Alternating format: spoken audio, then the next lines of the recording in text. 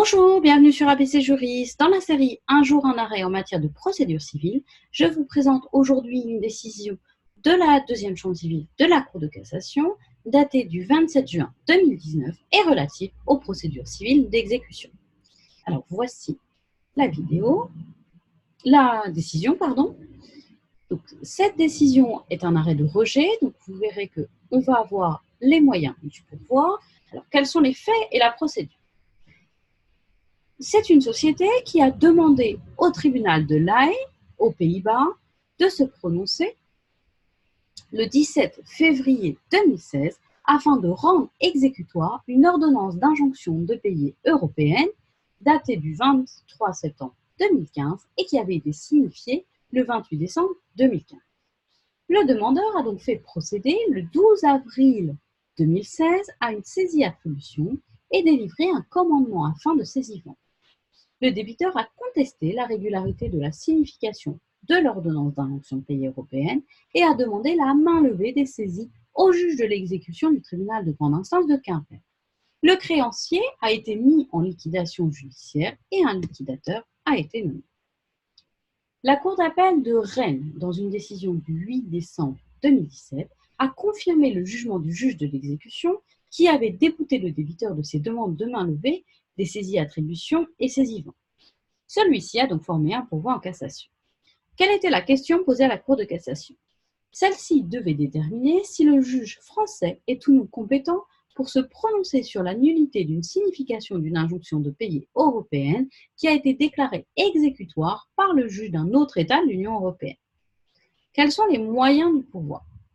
On a un arrêt de rejet, donc encore une fois, nous disposons des moyens. Le pourvoi estime que la Cour d'appel a, je cite, violé l'article L213-6 du Code de l'organisation judiciaire, ensemble l'article 21 du règlement CE du Parlement et du Conseil du 12 décembre 2006, instituant une procédure européenne d'injonction de payer.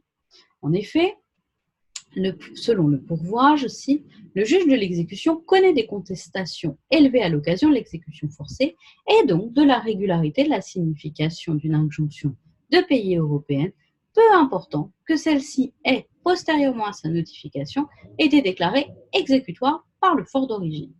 Il considère que le juge français n'aurait pas dû se déclarer incompétent. La Cour de cassation répond tout d'abord qu'ayant rappelé que l'article 19 du règlement instituant une injonction de payer européenne dispose qu'une injonction de payer européenne devenue exécutoire dans l'État membre d'origine est reconnue et exécutée dans les autres États membres sans qu'il soit possible de contester sa reconnaissance. Le juge français n'était donc effectivement pas compétent pour se prononcer sur la nullité d'une signification d'une injonction de payer européenne déclarée exécutoire par le juge d'un autre État de l'Union européenne, à défaut d'avoir utilisé la procédure d'opposition dans les conditions prévues par l'article 18 du règlement, qui tendait à remettre en cause la régularité de ce titre déclaré exécutoire par la juridiction de l'État membre d'origine. La Cour de cassation ajoute: il n'y a pas lieu de statuer par une décision motivée sur le moyen unique annexé pris en sa deuxième branche qui n'est pas de nature à entraîner la cassation. Voici pour cette décision de la Cour de cassation. Je vous rappelle que sur ABC Juriste, dans la série Un jour un arrêt, je vous partage tous les jours une fiche d'arrêt en matière de procédure civile, notamment pour aider ceux qui préparent l'examen du CRFPA. Votre soutien et votre intérêt, je vous invite à vous abonner à ma chaîne et à aimer, partager, commenter mes vidéos. Et je vous retrouve demain pour une nouvelle vidéo.